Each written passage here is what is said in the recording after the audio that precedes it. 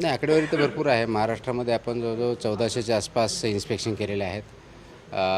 फूडच्या बाबतीत 100च्या आसपास आपण ड्रगच्या बाबतीत कारवाई केलेल्या आहेत.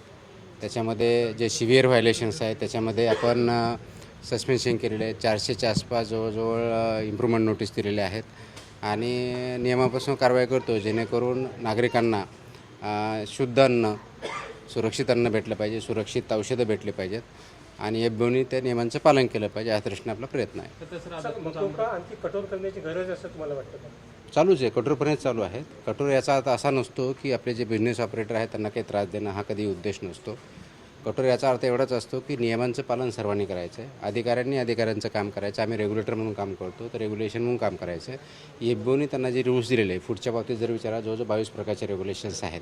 ते रेग्युलेशन त्याच्यामध्ये असतात, त्याप्रमाणे कंप्लाय करायचं आणि जे कोणी व्हायलेशन करतं प्रोपोर्शनल पद्धतीने ॲक्शन घेतं. लास्ट हां शेवटचं. सर, आज खरं तर तुमचा अमरावती दौरा होता. अनेक टपऱ्या किंवा जे भिजणारे भेसळयुक्त आहेत त्यांनी पूर्णपणे आज बंद ठेवलं होतं. हे डर अच्छा लागा, खरं तर असंच म्हणावं लागेल तुमच्या बाबतीत. मात्र सर, बऱ्याच वेळेस तुम्ही कारवाई करताना जे लहान मोठे आस्थापने आहेत त्यांच्यावरती कारवाई होताना दिसते. मात्र जे काही मोठे उद्योजक आहेत किंवा मोठे धीर आहेत त्यांच्यातल्या कारवाई समोर येताना दिसत नाही. आपण सर्वावरतीच करतो. तुम्ही जर व्यवस्थित आकडेवारी बघितले तर हॉटेल्स आहेत, रेस्टॉरंट आहे, डेअरी आहेत, ग्रोसरीमध्ये आहेत, ऑइलमध्ये आहेत, ड्रग्जवरती आहेत, मॅन्युफॅक्चरवरती आहेत, सर्वांवरती आपण कारवाई केल्यात. आपल्याकडं पोर्टल चालू झालेलं आहे. ग्रीव्हन्सेस येतात, तक्रारी येतात, त्याचं ॲनालिसिस होतं.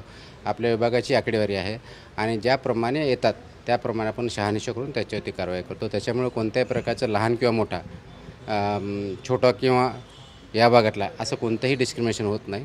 नियमानुसार कारवाई होते आणि त्याच्यामुळं जे कोणी याच्यामध्ये व्हायलेशन करतं त्याच्यानुसार त्यांच्यावरती कारवाई केली जाते. थँक्यू.